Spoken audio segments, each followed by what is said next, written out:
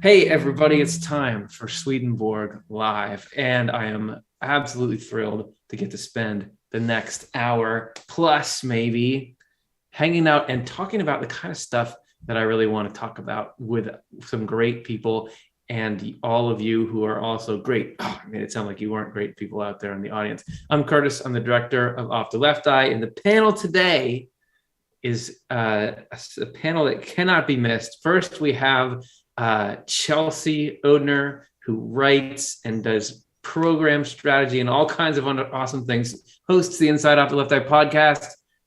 What's up, Chelsea? How are you? Hey, everybody. I am happy to be here. I feel like it's been a while, but I guess it's really only been a month. But I just love these monthly sit downs where we get to hear questions from people and do our best to respond and think about spiritual things, uplift our thoughts. So thanks. Awesome. And with a rebuttal to that is Dr. Jonathan Rose, series editor for the New Century Edition. Jonathan, thanks for coming. How are you today? Doing well. I'm actually feeling happy, even though there's a lot of fairly heavy stuff in the news just lately. But it's so fun to do these shows, and it's great to be with everybody, especially you, Curtis. Thank you. I know everyone else has got their charms, but like me, it's really fun.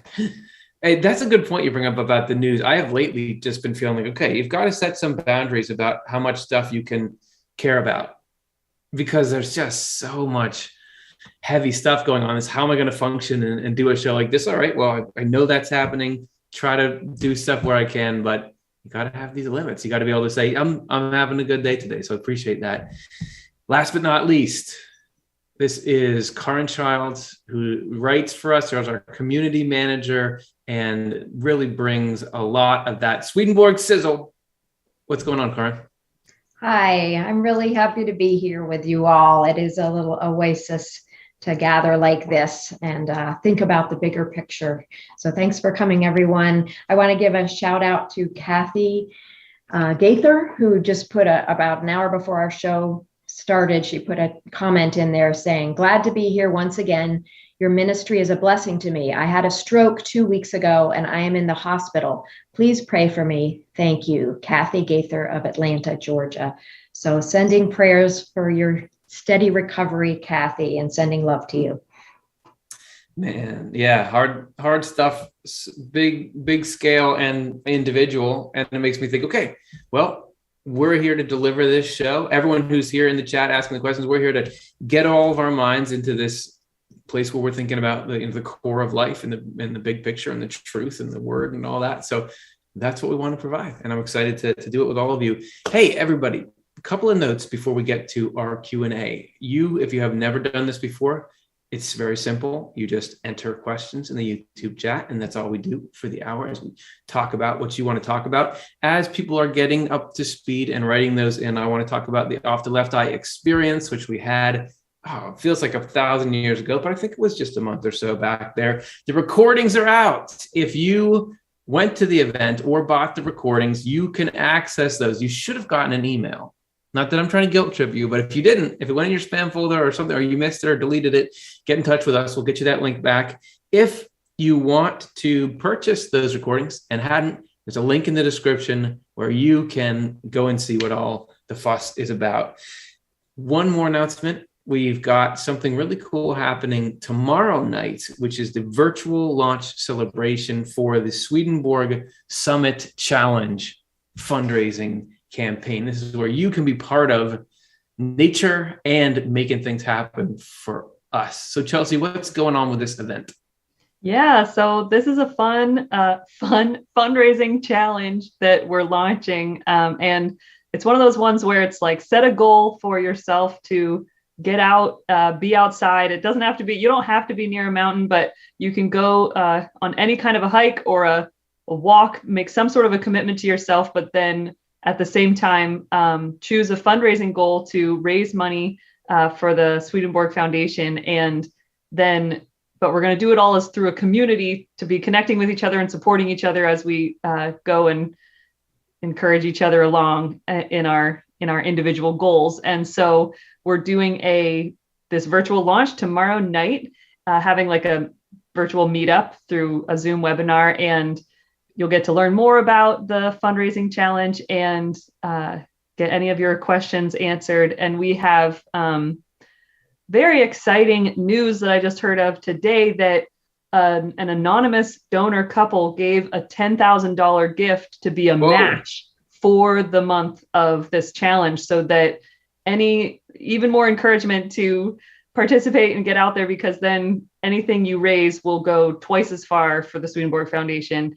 And that's very, very exciting. And so it's all run through it's called a Just Giving platform. And so you can create a page and track, put up pictures, track what you're doing, and be a part of the community. So if you're interested, there's a link in the description, and then you can join us tomorrow night and have some ideas, make some plans.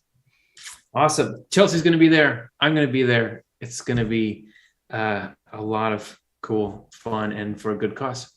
So we are also going to be doing in this show our Thought Brings Presence segment. Karin, do you want to talk a little bit about what that is and what people should do to participate in it? Yeah, we like to, towards the end of the hour, just give a few minutes to acknowledge loved ones who have passed on to the spiritual world.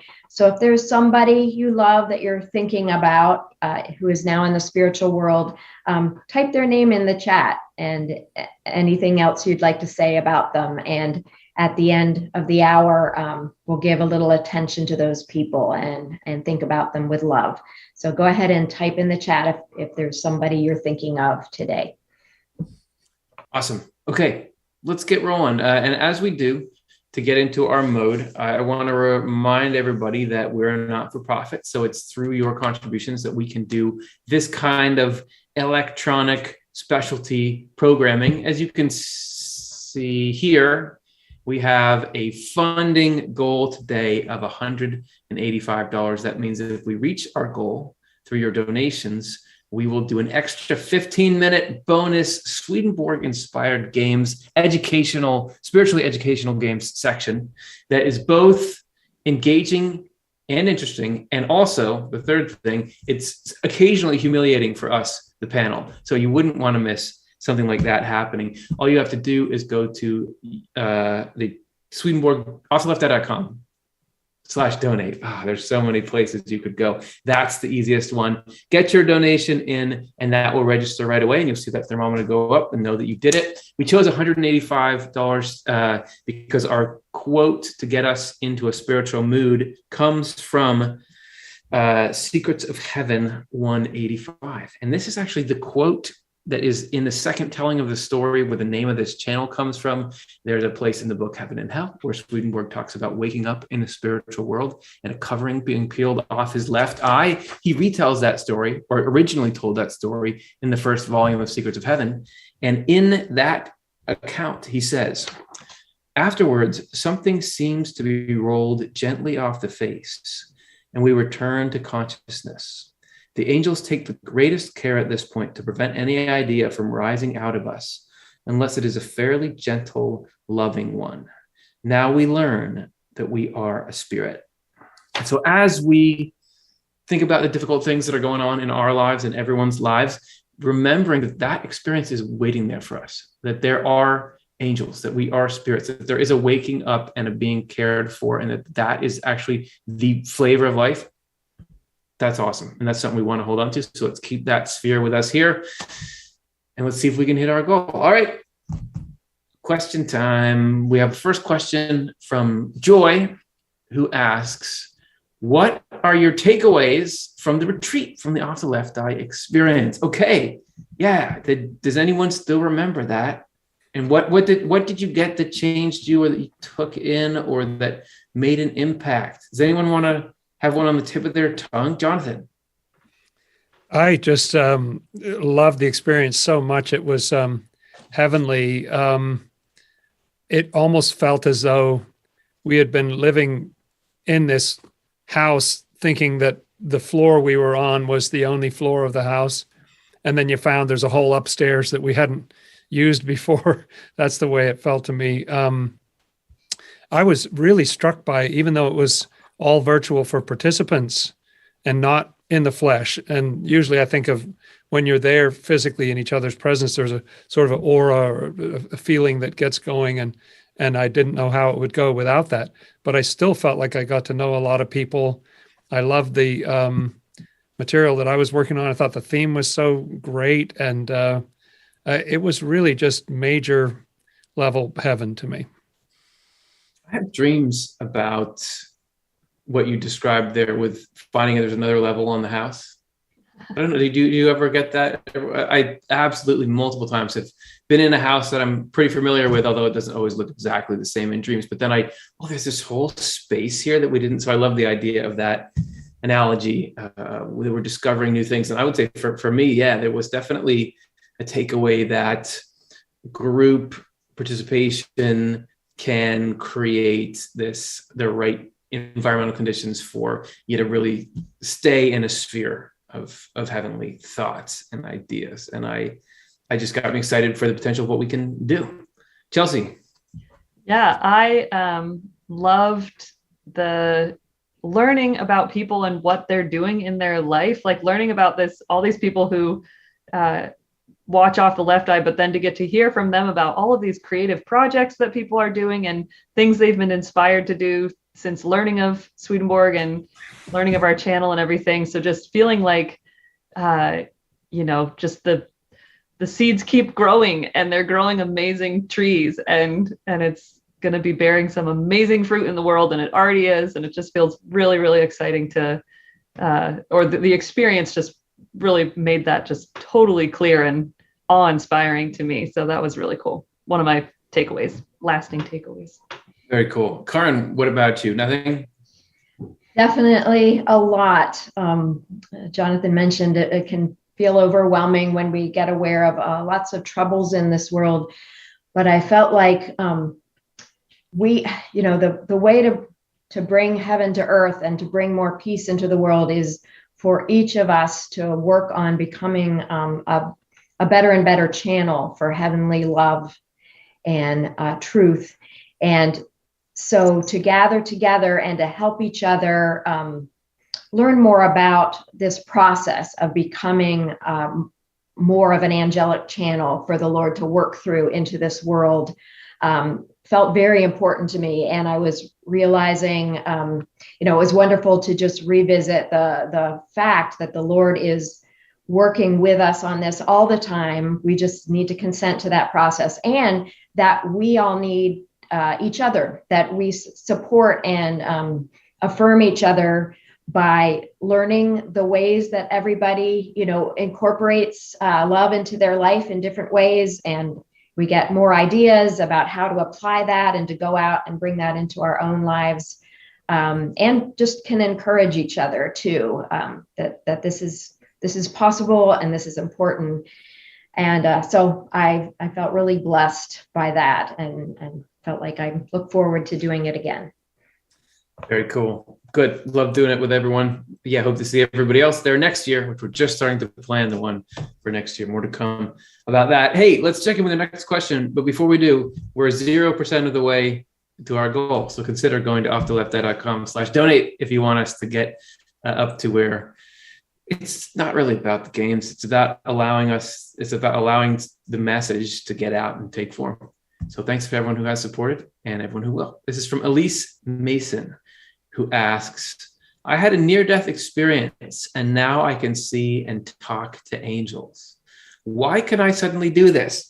Yeah.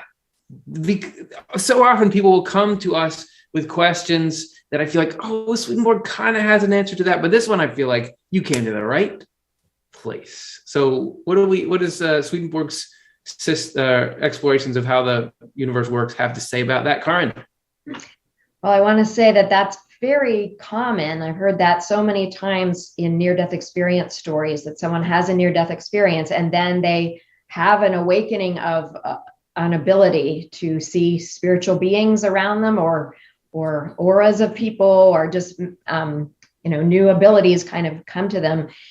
And I think that an explanation that I would think of from Swedenborg is we all have these levels of our mind and these abilities in us. Like that's part of being a human being. And if somebody has an experience like that, that really touched a deeper part of their mind, something has gotten activated that we all have. But an experience like that can really activate those deeper levels and start something happening that ideally we would all have. But so it's a gift. I know some people have reported it's a little overwhelming, and I remember Howard Storm was saying he had to ask for it to be turned off at some point because he was seeing both the angels and the demons, and he prayed for. It was a little overwhelming, but it is, it's an amazing thing and a gift. And if there's some way you can use that enriches your life, that's wonderful. So very cool.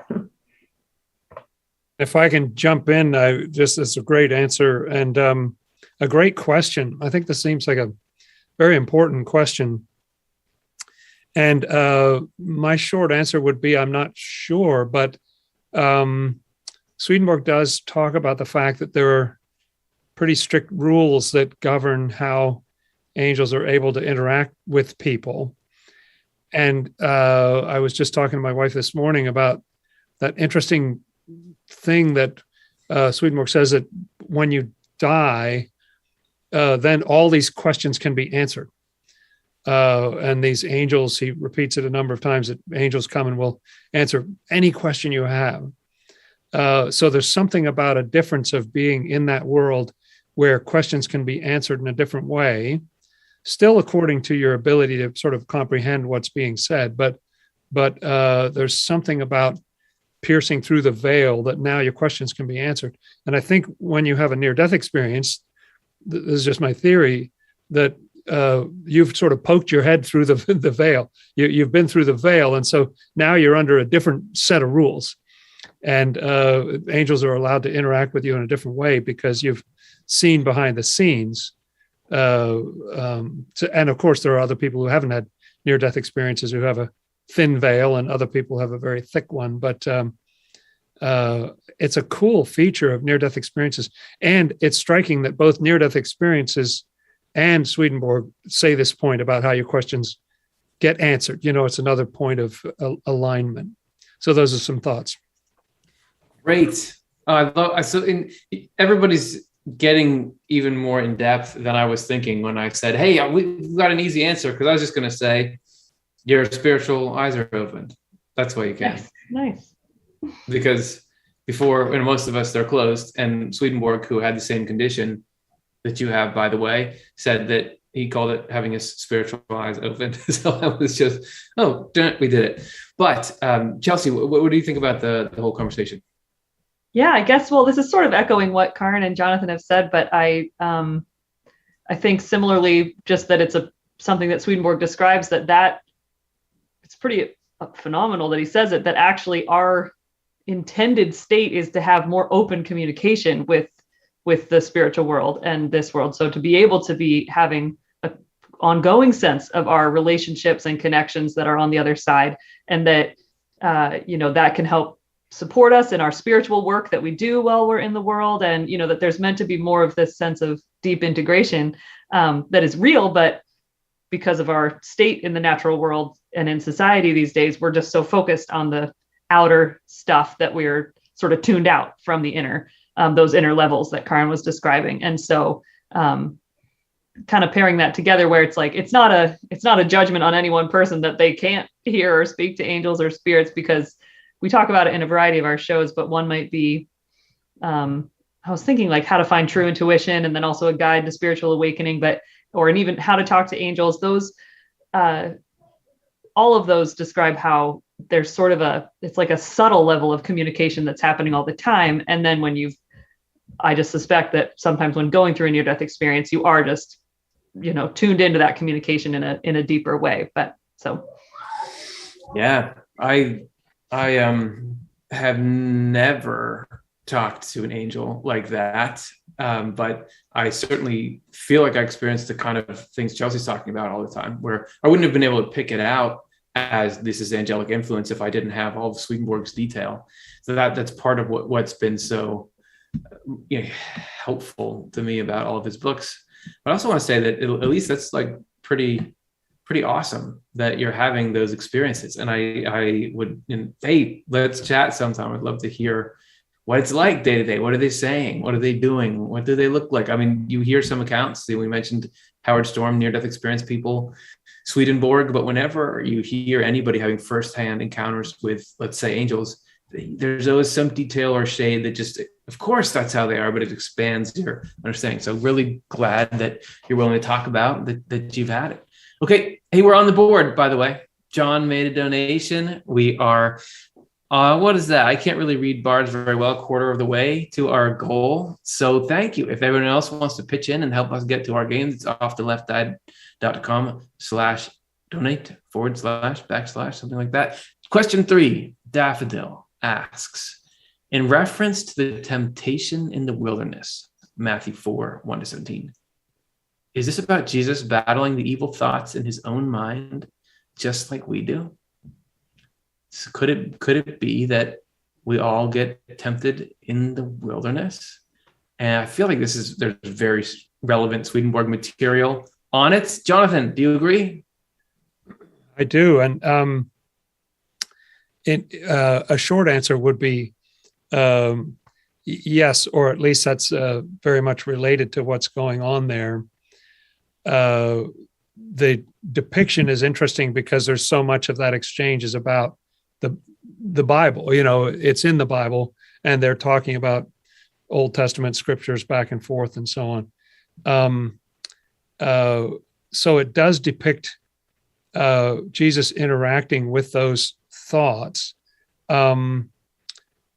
Swedenborg is careful to say that you see a few things in the New Testament. You see that bit in Matthew, and I think it's also in Luke, of battling with the evil spirits in the wilderness.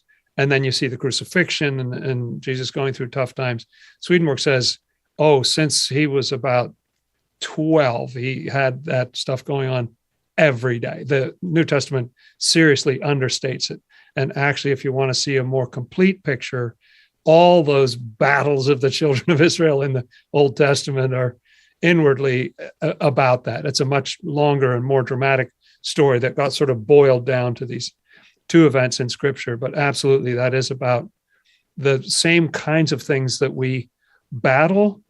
The Bible does say that Jesus was without sin. He was like us, but without sin. And so it was a little different. In us, we have our own sort of active evils and missteps that we've done and so on that we wrestle with. It was a little different for Jesus, but that's exactly what he was doing here, to try to tackle those spirits and gain the upper hand and be purified through that process. And that is an image of what we go through. Poor little 12-year-old guy, having to go through, battling through that kind of stuff. But also, I love the idea of all the struggles and things that I've been through, of God being able to say, I know what that's like. Hey, before we get to our next person, Karin, I want to hear your thoughts on this, but we had another donation. Martha contributed. We are now up over the halfway mark, and we're not even halfway through the hour. So the chance of us getting the games that we all want to play is likely. I would put it as likely. So thanks so much. Karin, what do you think? You have more to say about Jesus and the inner battles that he was going through? Yeah, I think what you said there, Curtis, is the very comforting thing, that any struggle that we go through, we can know that Jesus knows about those particular thoughts and feelings that we're struggling with. Because even though, like Jonathan says, Jesus would never succumb, like he would never succumb to negative desires and thoughts. He experienced all of them, all the possible negativity that can plague us flowing into him from the hells. That's why God took on this human nature that could be vulnerable to that, so that could flow into him, so that he could address it and confront it and overcome it, in order that now the Lord can help us do the same. So yes, those stories, we did a show called The Spiritual Battles of Jesus Christ, I think. And that was talking about the symbolism that was described in the wilderness scene. But as Jonathan said, it was all through Jesus's life. He was constantly being plagued by hell, attacking him with negative thoughts and feelings. And so it's very intense life that he went through in order to help us. But also but it's so much more than that one story seems to indicate. I remember there's just a mention in that story of that he was in the wilderness and dealt with just all the beasts or something. There's some mention of that. And that's symbolizing the evil spirits that were just constantly attacking him. So yes, he went through that. He always overcame because he had this heart of divine love that was always able to overcome. But he felt that that pain and that intensity from all that negativity coming in. But therefore, he understands everything that we go through and can help us with everything that we go through. It doesn't sound so bad. I mean, having a human God. Great. Okay. Any other thoughts or feelings? Great. Thank you so much, Daffodil. A good reminder that just because there's struggles in your life doesn't mean your life isn't good, because Jesus had all the struggle. You think God is the one who would have you could just take any picture of himself anytime and everything in the background looks great and free of clutter, but really he's going through all these struggles all the time, just like the rest of us. Let's move to our next question. This is from Kay Lermont, who asks, do all thoughts we have originate in heaven or in hell? And then the second part, if we are blessed to make heaven, where do our thoughts originate? What maintains our freedom? This is a deep diving question, because I think we'll have a fairly straightforward answer to the first one. I don't know. I can't predict that. But the second one, yeah, if you get up to heaven, where do you get your thoughts from? And part of the reason why we have both heaven and hell around us is to maintain this freedom. What are the mechanics there? Chelsea, what do you think? Yeah. So, two thoughts, I guess, in response to the two different parts of the question. One is we have our show, The Angels and Evil Spirits with Us. And in that episode, we go, it's really interesting how we're networked in the spiritual world. And Swedenborg has these interesting numbers where he describes the sort of rings of layers of the spiritual communities that we're receiving our thoughts from. And it sort of goes out sort of like 9 degrees or something like that in one description that he gives. And, but then he describes this process where as we are regenerated, we become less and less dependent on the spiritual communities around us and more focused on receiving our thoughts and feelings directly from the Lord. And I don't think, I think that's a pretty high level. So I think even in heaven, we have both. We have that indirect connection to the Lord through the angels and communities that were around. And so, Swedenborg describes communities share a heartbeat, and a breathing rhythm because they're so tightly knit. But then we have our direct connection with God. And so that's where we're receiving our illumination, the light and heat that is in heaven. So that's coming from the Lord. But then with what's maintaining our freedom, it's still our sense of self. And that's what I just love, is that that sense of self, even though Swedenborg is very liberal in his descriptions of how evil the sense of self is, it's this essential part of us that can receive life from the Lord. And that, a regenerated sense of self, a sense that has been brought to life by the Lord, is what allows us to live in heaven, but it still maintains this capacity to essentially resist that that connection with God. So Swedenborg describes angels, that's why angels go through changes of state, is because their sense of self is more or less activated. And so they get caught up in selfhood stuff, but then they're much, more quickly to notice it and use that to redirect back to, I've got to be aligned and connected with the Lord. So those are the couple of thoughts I had. Yeah. Oh, that's cool. So the sense of self can sort of maintain this connection to the negative stuff we have absorbed. It goes dormant. It doesn't go totally away. But actually, even there, like you're saying, that the sense of self is providing this essential service because it's allowing us to get even better. Because every time angels go through that negative part of their cycle, they come out of it more angelic. That's how you keep getting more and more angelic to eternity. So it's a pretty good system. Yeah, Karin, what do you think? Yeah, that was great. And it's good to be reminded that Swedenborg learned and experienced that everything flows into us, everything that comes into our mind. And yeah, the ideal is that flow is from the Lord. And like Chelsea said, over time, when humanity got kind of separated, it has to come through a network of angels or evil spirits. And think about that sense of self that Chelsea's talking about. Each one of our senses of self, like my sense of self, your sense of self, is so unique. It's this very unique vessel. And so the Lord's flow, just this oneness flow of divine love and wisdom enters us all in a very unique way. So nobody's reception of that is the same. So we're all going to receive it uniquely and differently. And that is something to think about. So it's never we're just because we're all getting this same flow that we're all sort of morphing into clones or something. Swedenborg says we even get more unique the closer we get to the Lord, because it's less and less about sort of other spirits, lower spirits kind of dictating how we're thinking and feeling. We're actually becoming more and more ourselves in our own unique reception of God's flow.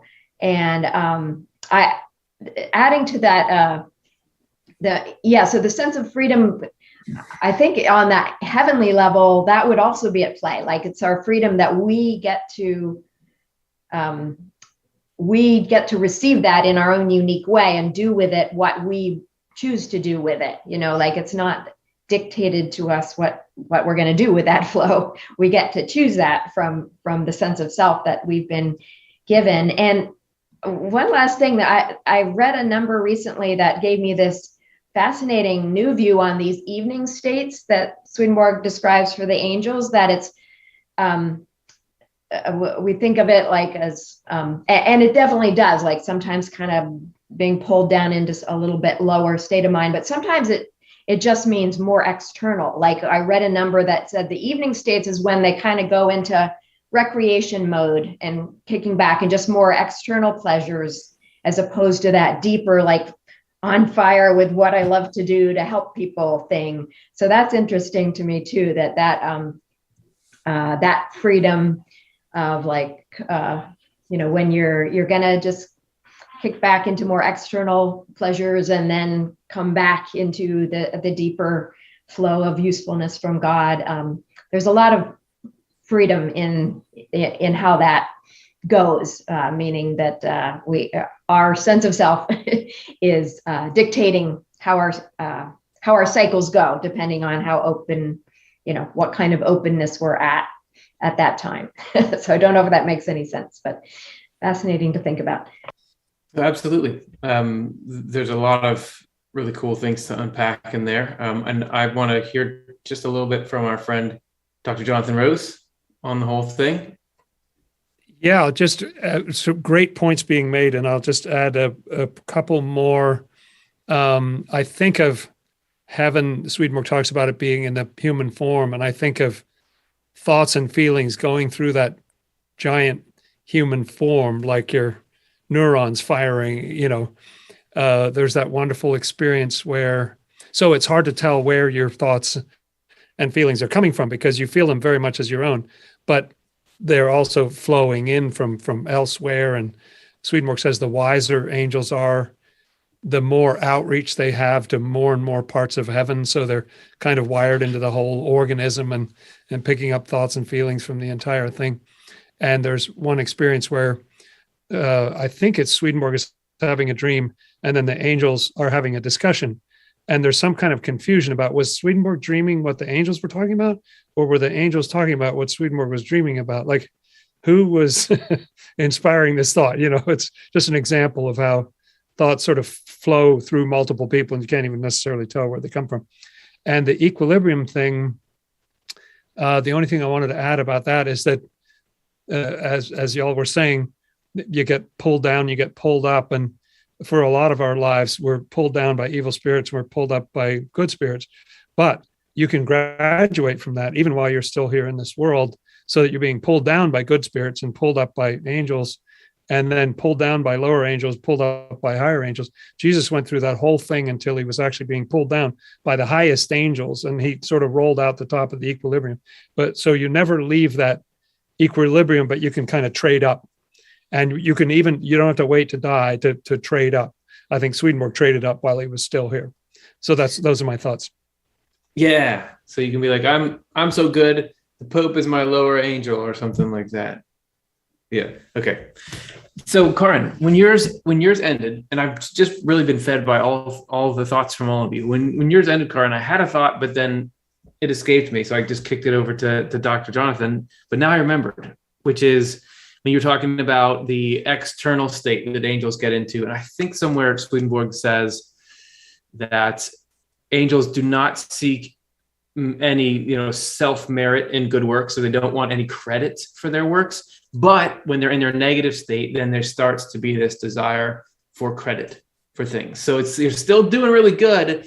Like an angel's bad state is just like, well, look at how I'm really cool for I'm perhaps a little better than this one for doing that. So it's not like they go around and snap and are scary and bad. It's just that they get a little more of that the self becomes the goal a little more for them. So let's take a second to acknowledge Vicky, because Vicky contributed. So now we're up to 125 of 185.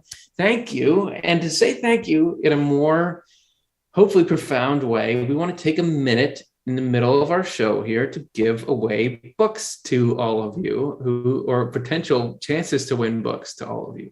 So we do this every month during the live show. It's our time for our monthly donor raffle. And we want to begin by just thanking everybody who gave in the month of August 2021. Here's who they are, just in case you want to take a screenshot and print it out and frame it. Wow, look at all those nice people. Thank you. That is what makes us able to do what we're able to do. And that's just so cool. I mean, I feel like that list is getting bigger every month, and it's an awesome thing to see. So as a way of giving back, we have 3 different kinds of raffles that we hold. And the first one is our all donor raffle. So anybody who is on that list, we entered you into a computerized random generator, and out popped this person to be our lucky winner. And this is what they won. Andrew Stinson won a copy of the portable NCE edition of Heaven and Hell, or the audiobook of Heaven and Hell. You're choosing. Amazing firsthand accounts in there of what it's like in the life beyond. So thank you, Andrew. Next. Hey, Andy. Yeah, what's up, Andy? Next one, our new donor raffle. So if this month, August, was the first time that you gave, you are in a special raffle with people who have joined our donor family. This month, our winning new donor is Martha Bosch. Thank you, Martha. And so to you, we give the excellent Divine Love and Wisdom portable or audiobook, so you can sit down and relax. You could have relaxed at the beach if we had given it to you last month. Now you can relax in the fall leaves, or maybe you're lucky enough to live by a warm beach, or you can listen to it while you're running or biking or anything. So thank you so much. Thanks for taking that step to donate. And finally, we have our recurring donor raffle. This is people who have signed up to give every month, which gives us the kind of stability and ability to project where things are going to be. And so from that, to build this base out and make good content. And so from that group of people who donate on a regular basis, we have the following winner. Jane Woodry, you're going to get a copy of Divine Providence, either the book or the audiobook. Thank you, Jane. And thanks to everybody else. If you want to get in on those raffles, just make a donation. If it's your first time, you'll be in 2 raffles. If it's your first time you sign up to be a monthly giver, you could be in any of the raffles. So it's just a little token of our affection for what you've done for us. Okay, so let's move back into the questions. And here's the question of whether I can do justice to the name of our next questioner. I believe this is all from a quick internet search, but we would pronounce the name Shi no Nagari, Shi no Swuki. And that would be Japanese for flow of death, salvation of death. Again, if Google's got it wrong, sorry, but thank you so much for your question. And that person asks, is hell a place of hedonism? For anyone who's not familiar with the term hedonism, maybe we better define that as well. So I guess feel free to talk about what you believe hedonism is as you answer the question. Jonathan, would you like to kick us off? Yeah, I would say that the hedonism would be wild indulgence of sensual appetites, just like no holds barred, all the different kind of physical pleasures and so on. And I would say that a qualified yes from what Swedenborg says, that he says some things about the fact that all individuals in hell are focused on the kind of sensory level of existence. That is kind of one of the defining characteristics, that they've privileged that over everything else. Not that there aren't also intense, savagery and cruelty and other things, but there is that aspect to it. Hell is a tightly regulated environment. There's even some indication over the course of Swedenborg's works that the rules kind of evolve and change, and the structure of the societies changes and so on. So people are allowed their pleasures as long as they don't harm others. And so there's lots of pleasure that goes on in hell. The people who the most enjoy, let's say, torturing other people, because that harms other people, you can't do the thing that you enjoy, so that kind of pleasure gets shut down. So it's not just a free-for-all orgy type situation. But it is I think that's not a bad definition to say hell is a place of hedonism. So before we go get any more takes on it, I got to say thanks to Shelley, who made a donation and inched us closer. Well, actually leapt us closer to our goal. And then right on the heels of that, Juliet gave. So we're now at 160 of 185, and we're firmly in the, is it going to happen? We don't know. 18 minutes. There's an amount of dollars, 25 that need to come in. We'll see. And it's whichever way it goes, we will be happy and grateful. So does anyone else have any other thoughts on hell and hedonism? Yeah, Karin. Yeah, a definition I just looked up is devotion to pleasure as a way of life. And yes, I agree with Jonathan that hell is a lot about hedonism, meaning that one's own pleasure is the main goal. And when that, no matter what the experience is like for another person. So you mentioned ancient Rome, for instance, they would be entertained sometimes by people being slaughtered in the Colosseum. That was pleasurable to them. And that's a very terrible thing. So yes, when one's own pleasure becomes the main goal, that is gonna turn dark, because that doesn't consider the feelings of others. If that, your own pleasure is the main goal. But the amazing thing is when you go the heavenly route, go towards heavenly love and caring about other people's feelings and serving and trying to bring happiness to others, the wonderful thing is in heaven, you get feeling all sorts of pleasure, that pleasure that flows into you and comes into your life. And heaven is full of pleasure, but it's pleasure that does not harm anyone else, that just is shared. There's so much shared pleasure there, because the goal is to bring happiness to others, and that brings happiness right back to oneself, because that's the way spiritual law works. That's such an interesting point, that it's not that, okay, you can choose heaven, but you can't have nice things there. You can't have the kind of stuff that's really like fun and sparkly.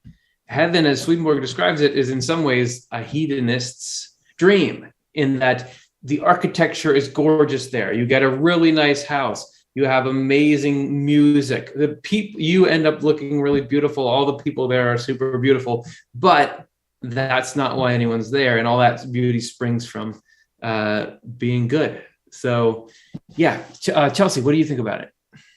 Yeah, it was just a reflection on both of those thoughts, or what everybody has shared, is that something interesting that Swedenborg says is that that's actually how the Lord leads us, is through our pleasures, and that it's just very incrementation of, this is what you love, maybe love this, and then we'll maybe find pleasure in this and this. And so that's like the Lord's coolest talent, is that that core way that he's able to lead our pleasures, getting more and more aligned with those heavenly pleasures, because that's what Swedenborg says, is that love, what we find love and pleasure in, is our life. Like, that's spiritual life, is that love. And so we need to go through that process, and that's our time in this world, is going through that process of repentance and reformation and regeneration, to have those, to shift from hellish pleasures, or those more natural world focused, like to the sacrifice of others, thoughtfulness of others, leading up into more and more heavenly, open-hearted pleasures. Yeah, those kind of things, those pleasures are accessories. They're accessories to life. They can't, when they become the point of life, causes a problem, because you'll take other human beings' experiences and make that subservient to your desire for that pleasure. But when the goal is bringing happiness and joy to other conscious people, then all that stuff plays its role as an accessory to that, which is, it's great. It's not, God's not trying to deprive people or make this weird system where I really want to have, like a cool car, but that's not spiritual. So I can't, it's not about that. So what's that car doing for you? Right. Hey, by the way, lots going on in the donations world. We had two gifts, one from Christy. I don't know if we had it up on the screen or not. Hopefully we did. Thank you so much, Christy. She actually got us to our goal. And then Sean gave, and now we're up over the goal. We're at 190. So we will be going to the games. Speaking of hedonism, right? I don't know how the games will be that. The games are coming. Thank you, everyone. I mean, what this really does is it allows us to continue to do our programming. And it's not too late to give. If you're still wanting to push us up above that, offtheleft.com/donate, you can fund the production of Swedenborg focused programming for those of you who are already watching and those of you who haven't found us yet, but will because of these donations. Let's move to the next one. This is from Gordon Ramsay, who asks, was Swedenborg's ability as a polymath influenced by his pre-existing spiritual insights? So did he get sort of a leg up? Okay, thanks, Dana. Before I kick it over, thank you so much, Dana. We're soaring into the stratosphere now. 215. Thank you. Appreciate it. Jonathan Rose, what do you think about the influence of spiritual stuff on Swedenborg's polymathery? Yeah, it's a really intriguing question that I hadn't considered before. First of all, I'm sure everybody knows polymath means that he was skilled in many different knowledge areas. He very broad and deeply read sort of person, even founded some sciences and crystallography and things like this, and there is some indication that he had special breathing techniques when he would say his prayers as a child, and that he would come in and tell his parents things that made them think that he'd been interacting with angels out in the garden and that kind of thing. And so I don't know, there's no direct sort of through line that I know of from those spiritual experiences to the polymathery, but it's a very intriguing question, because a lot of people come back from near-death experiences with a voracious appetite for learning. There's something about going to that other world that makes them feel like, oh man, the more knowledge you can get. And Swedenborg, in his later spiritual, phase of his, the last chunk of his life, said that the more knowledge and the more sort of quality insights you can amass, like the better. It's just like spiritual riches. And so I wonder, because he certainly did display that lifelong voracious appetite, just devouring whole fields of knowledge. And so I think it's an interesting question. And I wouldn't doubt that somehow the angels kind of inspired in him some desire to learn and just keep going, not just quit when you get out of school kind of thing, but just keep hoovering up the information throughout his life. Yes, great. Well, I should be well on my way with my in-depth knowledge of the Super Mario series of video games that continues to expand. Hey, I want to say that Dana's gift was in memory or in honor of Richard. So, Richard, we honor you here today. Thank you, Dana, for bringing our attention to it, and thanks for your gift.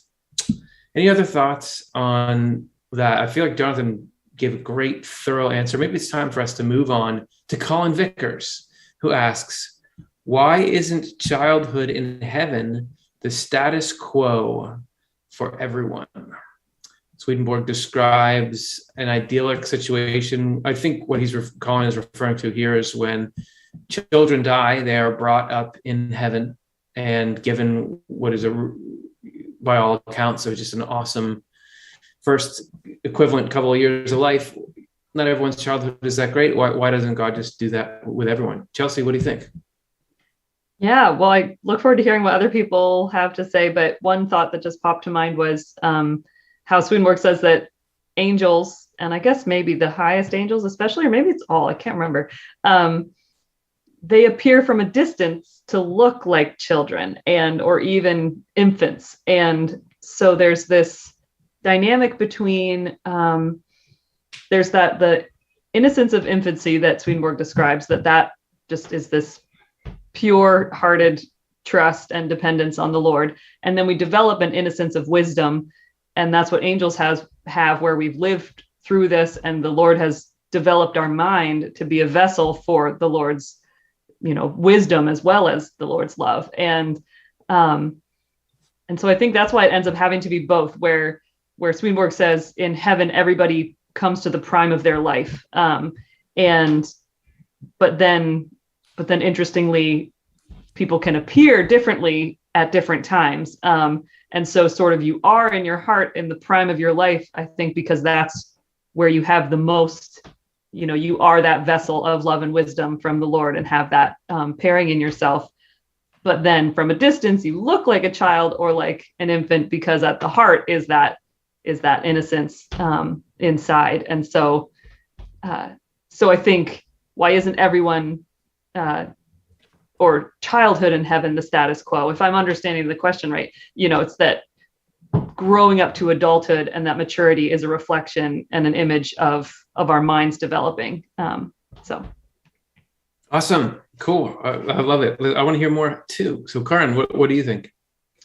I'm wondering if the question is just also wondering, like, why can't everyone just go have their childhood in heaven instead of childhood on earth is not always so nice. A lot of children go through a lot of suffering, and it was meant to be just always loving for children here on earth.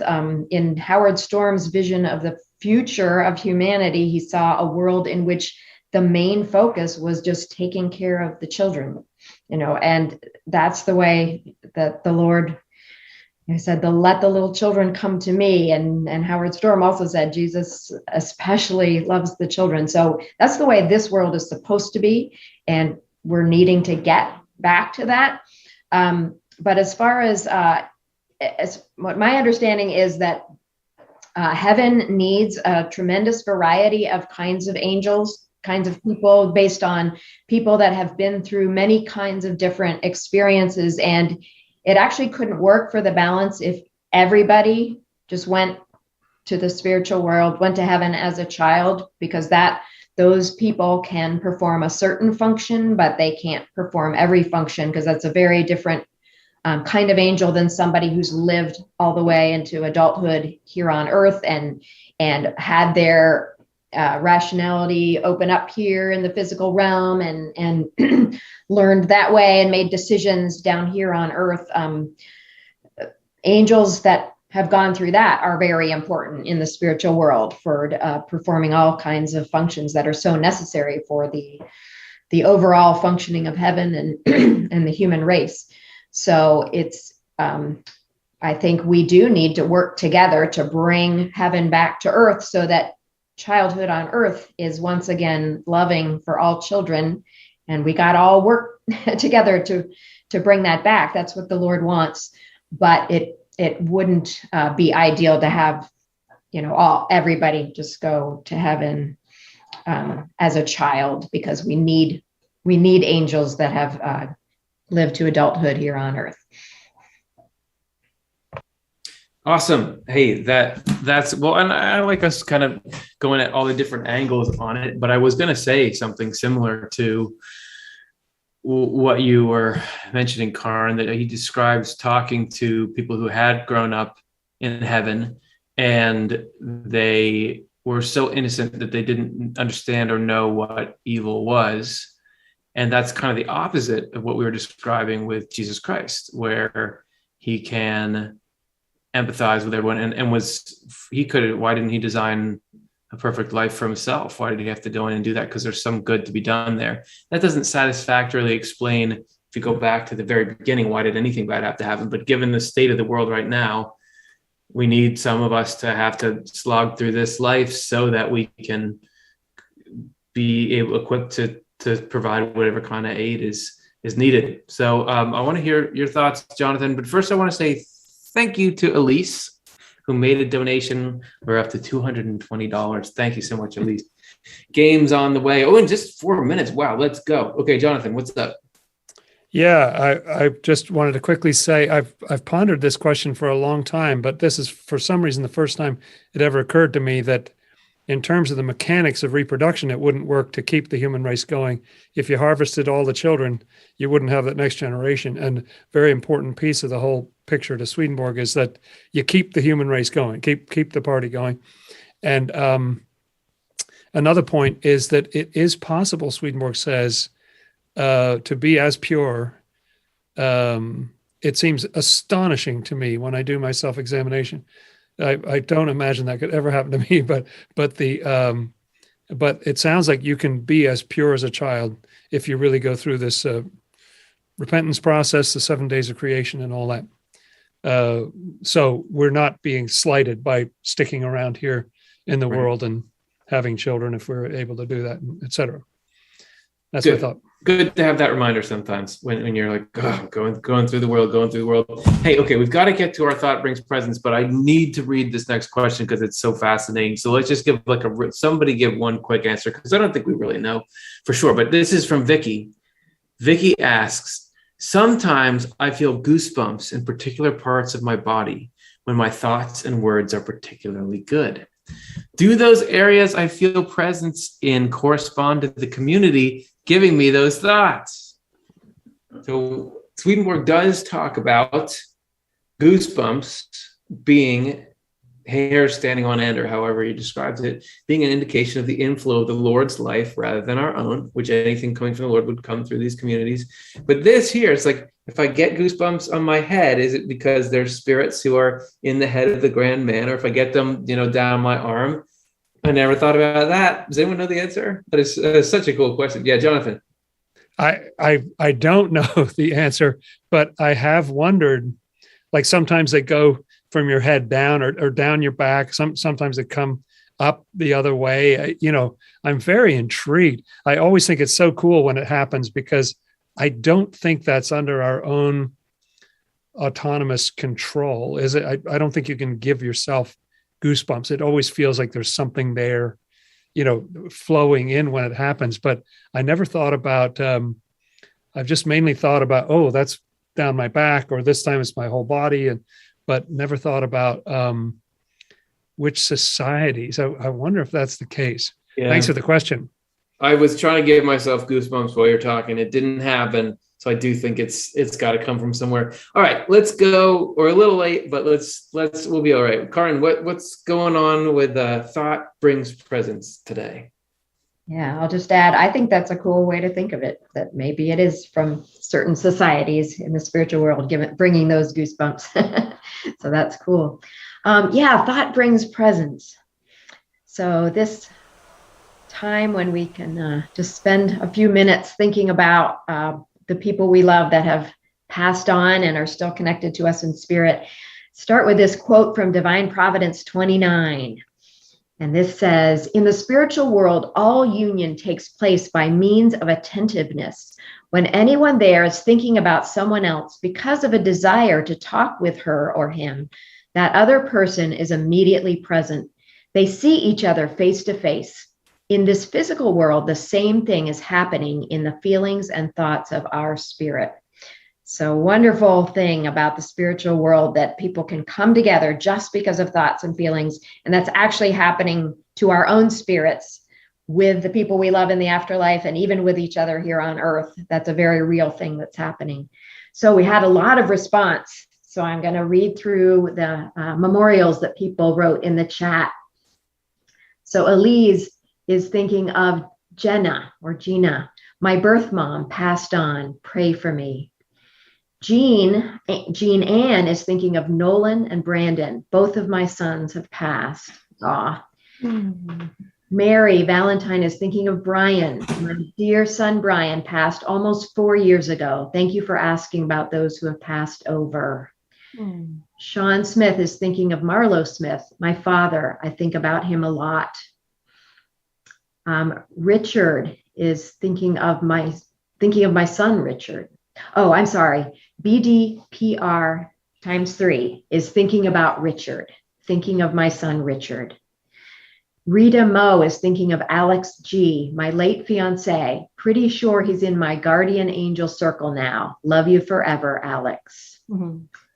Raina SSP is thinking of Lohani Jennings and Michael Jennings, my mom and my brother who both passed on last year. Gwendolyn Williams is thinking of Judy. I'm hiking for my friend and angel Judy that passed away. She would have loved to read all of Swedenborg's work. Marnie Friedman is thinking of Stephen Friedman and Ginny. My husband, Stephen Friedman, and my mother, Ginny, passed during the pandemic. Will Linden is thinking of Alexandra, my dear friend. Tina Carter is thinking of Danny Carter. I would like to remember my husband, Danny, who passed away last September 20th.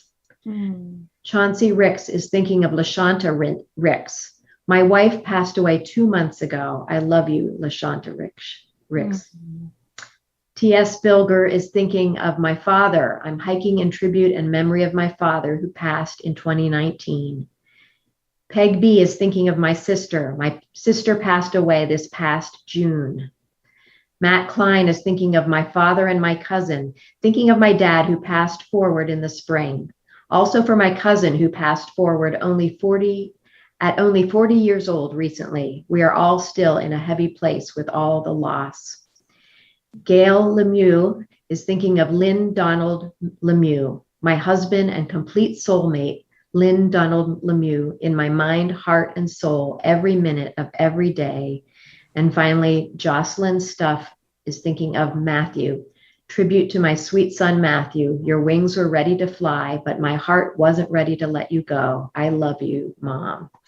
Oh, wow. What a lot of beautiful testimonials. And we're thinking of all of you and your loved ones and sending prayers. And remember, they're still with you. It's hard to be physically separated, but they truly are still connected to you. Wow.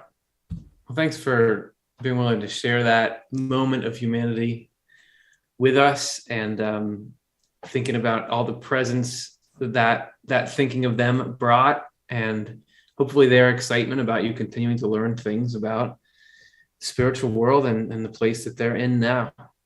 We do have a feature where if you want to create a lasting memorial to somebody that you're thinking of who passed on, and you give a gift of $25 or more, we have a tribute wall on our website. That way you can make a gift in honor of someone or in memory of someone, knowing that that contribution goes to the spreading of these kinds of ideas that allow people to know that there is something more beyond this life.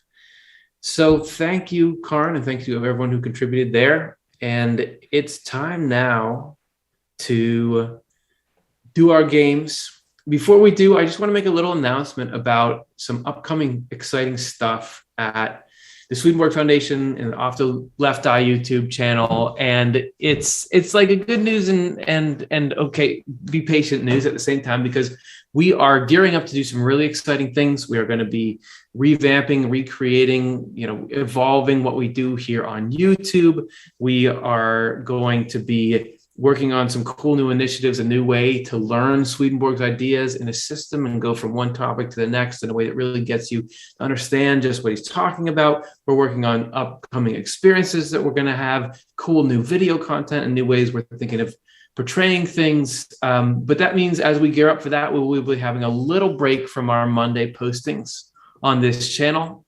We have a huge back catalog that you're welcome to go and check out, and we will keep you up to date as things are progressing, so you'll know when you can tune back in.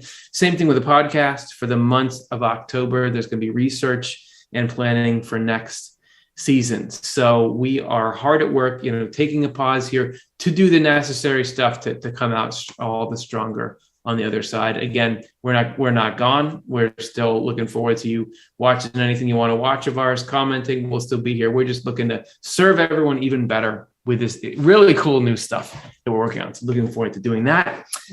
Okay. And we'll still have our monthly live show will still be happening. Nothing can stop the monthly live show. Yeah. So we will have that every 4 weeks, and we look forward to seeing you there. And I'm sure we'll have some updates and things as we go. Okay, let's do the games. We're only like 20 minutes late, so let's get into it. All right. So the first game we're going to play in our bonus games, brought to you by yourselves, is Grading Swedenbot.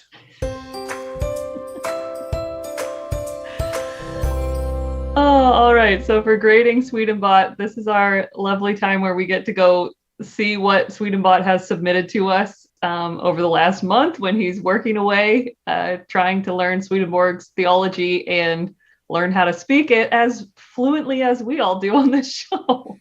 And so we have a few here to consider from Swedenbot, and together us, the panel, will give Swedenbot a grade, and you guys can also chime in the chat with what you think Swedenbot should get for his yeah, and we should sorry, Karin. We should explain what Swedenbot is an AI that we actually fed Swedenborg text into, and it is trying to regurgitate something that sounds like Swedenborg. That's right. So it's a real Swedenborg AI that we tap into and hear what is coming out of Swedenbot's mouth. So for the first one, let's see. The Lord is omnipresent in his design. And I was the one that chooses the Swedenbot quotes. That's why I host this part of the game sequence. And I honestly had to check to make sure this wasn't actually a Swedenborg quote honestly, and it's not. But I think he's pretty darn close. I don't know. What do you guys think? Wow, yeah. My first thought was the machines have taken our job. Yeah. I would give that an A. I think I have seen that quote somewhere, but maybe not. I searched like an exact match to try to find if that exact phrase, and it didn't come up, at least on what's available to search online. So, yeah. But it's right, true. so. It's true. Yeah. And it's good. And it's got the, things being in things, which Swedenborg loves to do. It is an accurate theological point. There's no tells that it is not the kind of thing. I give it an A. Yeah. And I would say maybe the only reason why it's not actually Swedenborg is that it's interesting when Swedenborg talks about the Lord, or when Swedenborg uses the word God to describe the Lord. And I wonder, certain of his works are more geared toward the theologically minded and biblical crowd. And then some of them are more philosophical, and the omnipresent in his design is a little more philosophical to me. So I don't know if maybe it's like God is omnipresent in his design is something Swedenborg wrote. I'm not sure, but it's just, I don't know what you guys think of that, but that just, and maybe I'm totally wrong, but still. That's good. Or the divine, something like that. Right. Divine. Right. Right. It's just robots know nothing compared to real Swedenborg.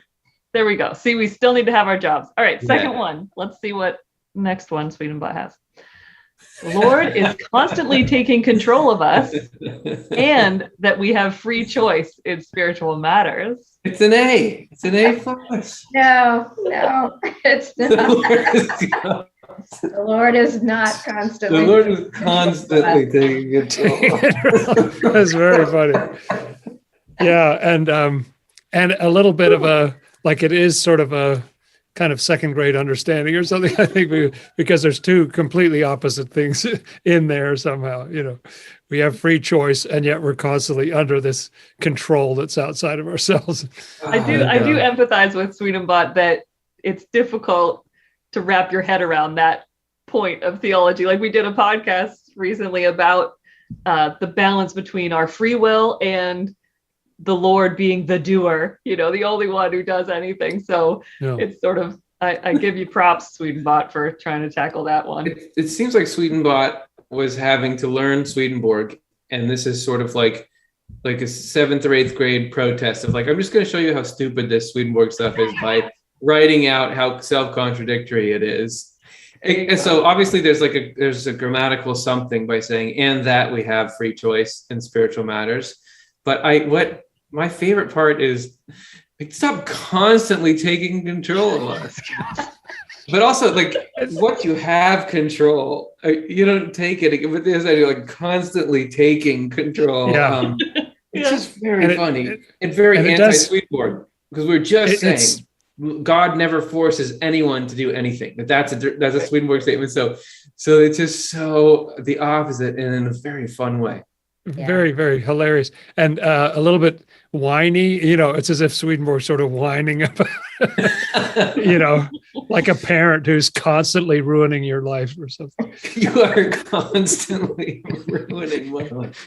Okay, F. It's got to be an F. If we're ever going to give out an F, it's got to be an F. Good work. Okay, man. 2 ends of the spectrum. All right, we got one more, and this one is: the Lord teaches that the Lord is going to come forth from the Lord.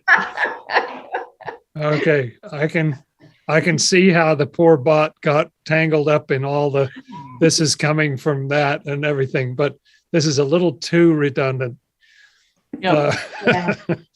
It is. Yeah, it's using the same term. I mean, there's a way in which there's levels of the divine and something flows forth from a deeper level, but this is all using the same term, so it doesn't seem to make sense. It doesn't usually. I would give it an F. Yeah. The same thing doesn't come out of the same thing. Like, he has a different name for the emanating divine. You can't get away with that. Yeah. All right. Well, it's a fun little exercise to what happens when you feed all of Swedenborg's writings into an AI and see what it tries to come out and say. This is what Swedenborg would say, and that doesn't always land, does it? So but it's great. But he got one A. Yeah, kudos for that one. There was an A in there. That was a really good one. And it's great to be able to, something machines do really well is not take critiques personally. So we can kind of pick it apart, but it doesn't mean we don't love you, Swedenbot. Okay, so that is why we love you. Now we are going to play another entertaining, fun, educational, enlightening, humiliating game, which is Guess That Swedenborg Phrase. Guess That Swedenborg Phrase! Hooray! Time for Guess That Swedenborg Phrase. So our panel here is going to take turns guessing a letter, and for every consonant you get a certain amount of points, of vowels less points, but you do get some points, and everyone gets to guess one per turn, and then you have a chance to guess the whole phrase if you want, but if not, we go on to the next person until somebody finally guesses the phrase. So if we're going in the order of the names at the bottom there. Let's start with you, Curtis. Time to guess a letter. Okay, I'm going to start with an obvious choice, E.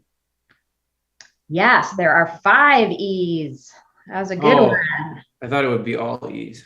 You gonna guess it? Nope. Probably not. Chelsea, what do you guess? All right, I'm going with the standby of T.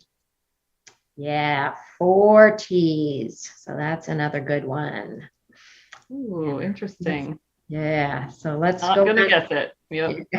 Oh, I can't even guess that bottom word. Yeah. We'll get there. Jonathan, what about you? How about an R? R has 4 of them. Okay. Okay, now it's getting fleshed out a little bit. Curtis, your turn. Okay. S. The letter S has 6 of them. Oh man, jackpot. Yep. So starting to see some words in there. I know for sure. Yeah. Okay. Right. Chelsea, P. the letter P, just one of those. Probably know that top word now. Jonathan, H. H, there are 3 H's. All right. Not going to hazard a guess yet. All right. We got Curtis and Jonathan neck and neck in points right now. Curtis, your turn. L. Letter L, 3 L's. Ah, Man. All right. Chelsea. All right, it's low point value, and I'll just go with A. All right. 4 A's, but the vowels always do help. Less points, but they do help. I see the word like thesaurus in there, but I don't think Swedenborg ever used that. wait, is this a Swedenbot? Or? Yeah. All right, Jonathan. How about the letter C? There are no C's. I'm so sorry. And down at the bottom, you'll Really? see letters that people have guessed Okay. aren't here. All right. Wow. I'm very Right. surprised. Yeah. Okay. Curtis. Letter B. No B's either. So So now we know 2 letters to not guess again. Chelsea. Okay, we already did R. Gosh, have we? No, we did do P. Shoot. Okay, we did H. It's not going to be V. I don't know why. I can't think of any letters. There are no V's either. So we're getting a good list of letters that aren't there. Curtis. No, I'm sorry, Jonathan. How about give me a D? Oh, of course. I The don't letter know what D. the letter is. Yeah, there's a lot of D's. 5 of them.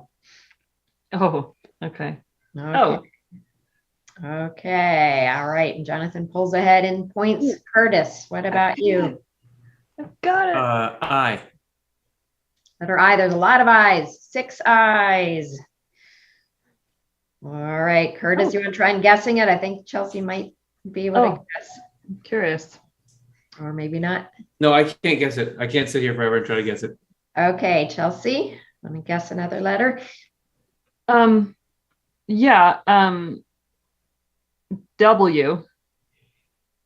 There is 1 W. Yeah. So gosh, do I cancel? I lose, I get out if I say it without. Yeah, you're out if you guess it wrong. So I want to pass or Just that one word. Yeah, I'll pass, but we're gonna get it soon. okay, Jonathan. How about an N? There are 3 N's. Oh, okay, now I know. Nice. Jonathan, any guesses? There's only that one word I can't get, but I'm not going to try. Okay, Curtis. M. Yes. 1 M. I'd like to guess the puzzle. Yes. I only need 99% of the letters filled in, then I can guess it. No problem. Just like that. Spiritual minds are filled with thousands of hidden treasures. Ding, ding, ding, ding, ding, ding. You got Nice. it. Yay. All right, but Jonathan, you still won in points. No, Wow. Curtis No, passed. Curtis, Yeah, Curtis. Curtis passed. won. I got pushed over as the is top. appropriate. That's right. You get extra points for guessing it. Good job. That's a Mine are cool. filled- Well, that's awesome. Yeah. It's very cool. And in line with the kind of questions we were getting tonight. Yes. Yes. It's amazing that as we open our minds up to more and more spiritual levels, there's thousands of hidden treasures to be found in there that God can open up and flow in with. So very cool. Cool. Thanks, everybody. We got to hurry. We only have a couple minutes left for our elevator pitch game. So let's get to it right now. Time for elevator pitch. Okay.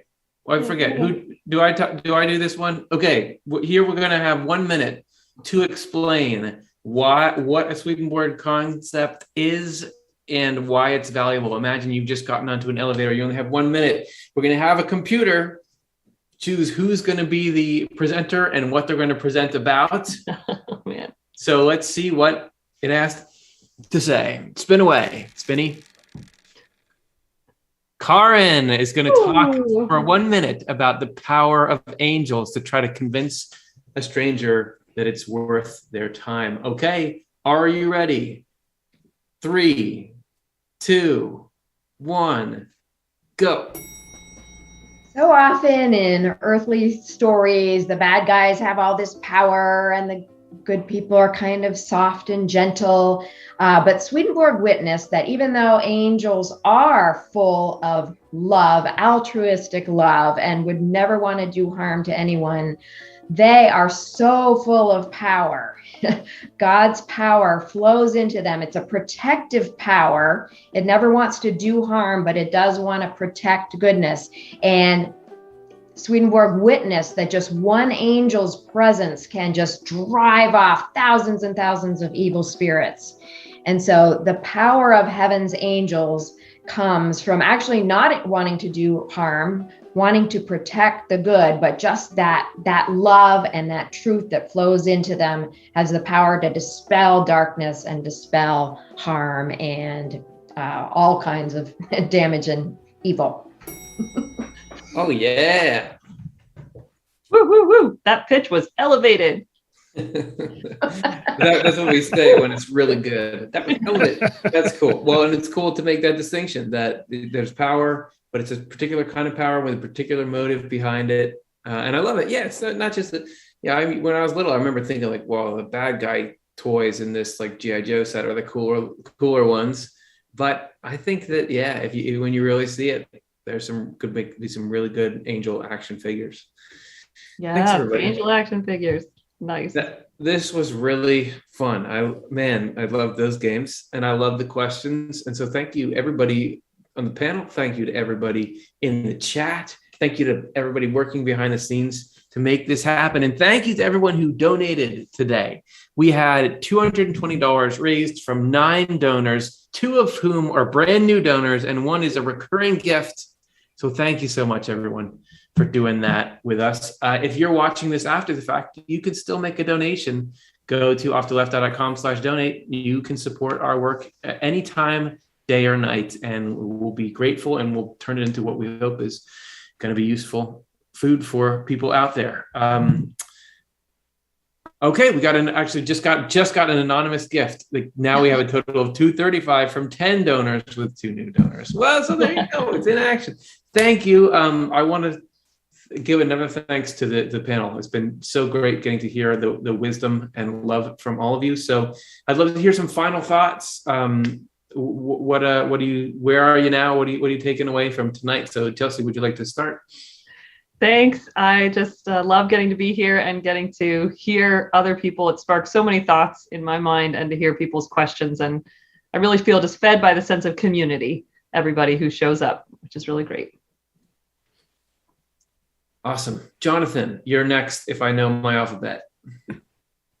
I had the same word in my mind, the word community, and it's beautiful to be part of this community. I loved the questions. They were so deep and really got me going and everything. And it's fun to feel the support. And so just sending love to you all. Yeah, thank you so much, everybody. I just feel full of gratitude.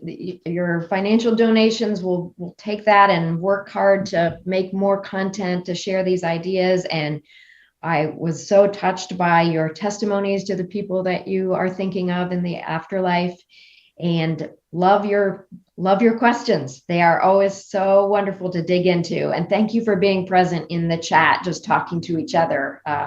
It's wonderful to be able to gather like this. Thank you. Yeah, I want to echo that about the people sharing their stories of their loved ones who passed on. It just got me thinking about the love that was there for each individual. I just was totally lost in it when it was happening. So thank you everyone for sharing that. Okay, we're out of here. We'll be back in a month. As we said, we got a lot of exciting things going on here, and we're really pumped to share them all with you. So thank you for your patience and your continued support as we get doing that. Lots of cool things on the way. And please do check out, we got 1,000 videos on this channel for you to check out. And there's all kinds of stuff in the NCE books for you to download for free and read into. There are past podcast episodes. There's everything you could want. And we are excited to begin the next phase coming up soon. Thanks, everybody. Drive safely.